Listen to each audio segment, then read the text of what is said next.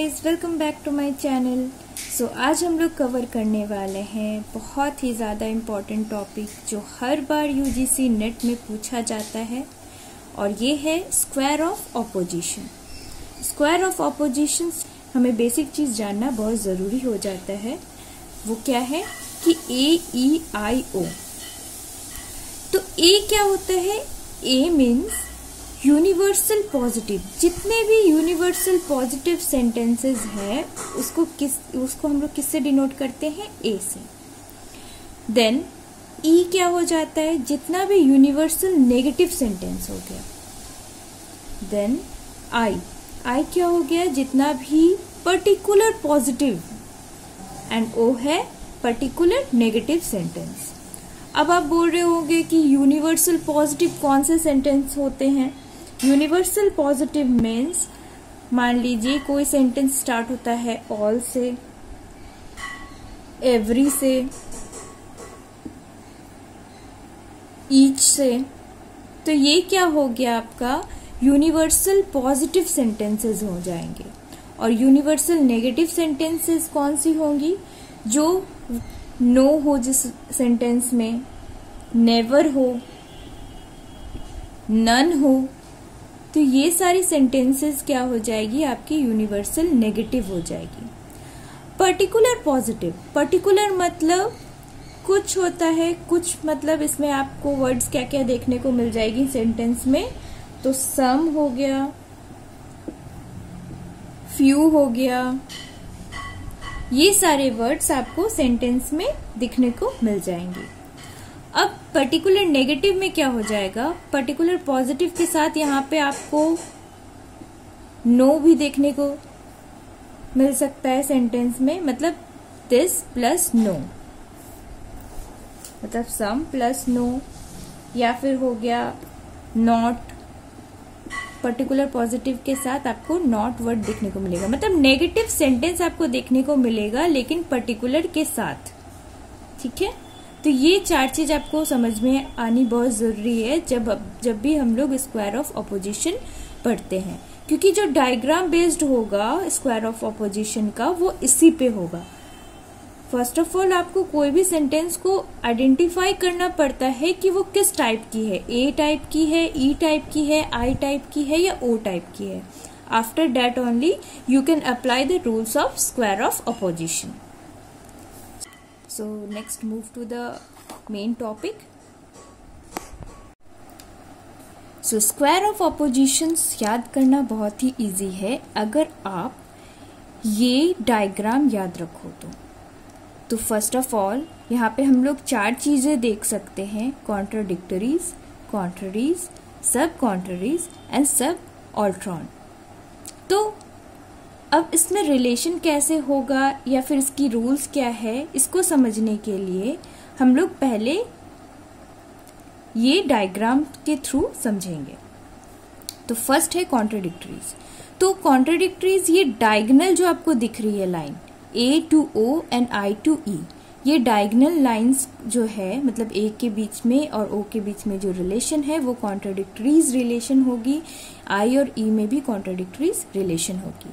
अब कॉन्ट्राडिक्टरीज जो है उसकी रूल्स क्या है? कॉन्ट्राडिक्टरीज में both can not be true और फॉल्स टुगेदर, मतलब A और O एक साथ कभी भी फॉल्स या ट्रू नहीं हो सकते हैं। I और E भी कभी फॉल्स या ट्रू टुगेदर नहीं हो सकते हैं। तो ये है कॉन्ट्राडिक्टरीज में। नेक्स्ट है कॉन्ट्ररीज।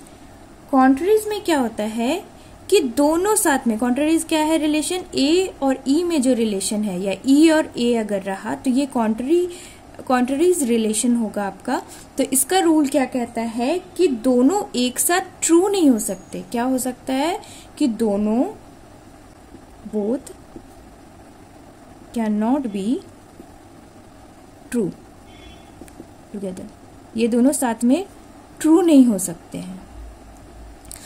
जस्ट इसका अपोजिट है सब कॉन्ट्ररीज। सब कॉन्ट्ररीज क्या बोलता है कि both can't be false together.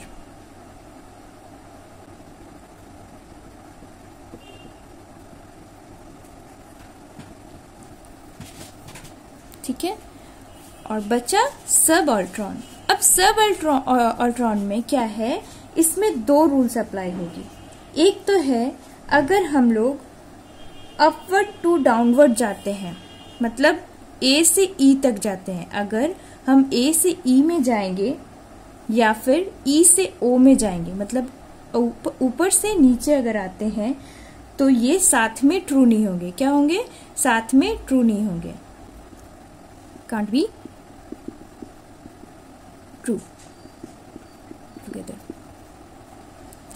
और अगर हम लोग नीचे से ऊपर जाते हैं, क्या करते हैं? नीचे से ऊपर जाते हैं, मतलब ओ से ई में जाएंगे या आई से ए में जाएंगे, तो ये क्या हो जाएगा? Can not be falls together. तो हमें याद रखना है कि ऑल्ट्रॉन में दो रूल्स अप्लाई होंगे। अगर हम लोग ऊपर से नीचे आते हैं तो दोनों एक साथ ट्रू नहीं हो सकते हैं, और अगर हम लोग नीचे से ऊपर जा रहे हैं तो दोनों एक साथ फॉल्स नहीं हो सकते। Let's do a quick revision. So हम लोगों ने देखा यहाँ पे 4 हैं, contradictories, contraries, subcontraries and subalterns. And कॉन्ट्राडिक्टरीज relation क्या है? डायगोनल रिलेशन जो होगी ए ओ ई आई में या आई ई ओ ए में जो रिलेशन होगी वो कॉन्ट्राडिक्टरीज, मतलब डायगोनल रिलेशन। डायगोनल रिलेशन कैसी होगी? तो बोथ दोनों एक साथ कभी भी ट्रू या फॉल्स नहीं हो सकते। इसमें भी दोनों एक साथ ट्रू या फॉल्स नहीं हो सकते। नेक्स्ट है कॉन्ट्ररीज।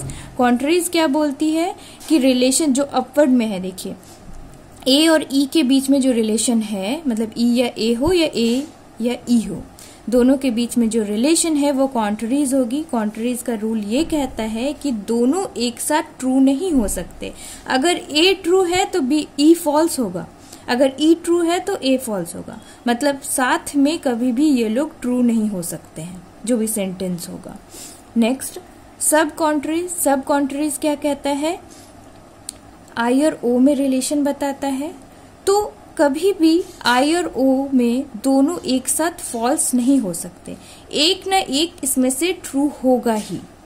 ठीक है, एंड लास्ट वन इज सब ऑल्ट्रॉन। सब ऑल्ट्रॉन जो साइड वाइज है, साइड वाइज क्या क्या है? ए आई है और ई ओ है। इसमें हमें दो रूल्स फॉलो करने हैं। कितने? तो 2 रूल्स फॉलो करने हैं। 2 रूल्स में क्या है?